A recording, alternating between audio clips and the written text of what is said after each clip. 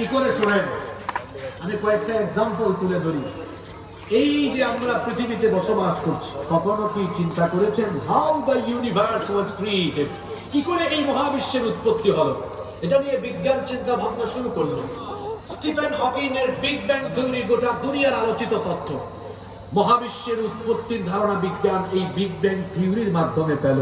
তারা বললেন যে এই যে আসমান, জমিন, সূর্য, চন্দ্র, গ্রহ, নক্ষত্র, তারকাপুঞ্জ, মহাবিশ্বের সকল সৃষ্টির প্রারম্ভে পুঞ্জীভূত বা একত্রিত ছিল। তখন সবকিছু ছিল গ্যাসীয় কণার সমষ্টি। এরপরে মহাশূন্যে একটা বিস্ফোরণ হল। ওয়াল্লাহু আ'লামু বিমুরাদিহি বিহ।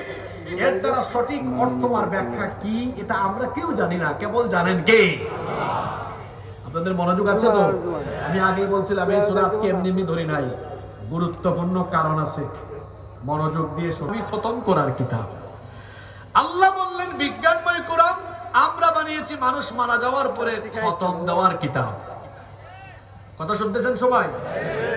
কোরআন যে বিজ্ঞানময় এটা আমরা অনেকে উপলব্ধি করতে পারি না। আমরা মনে করি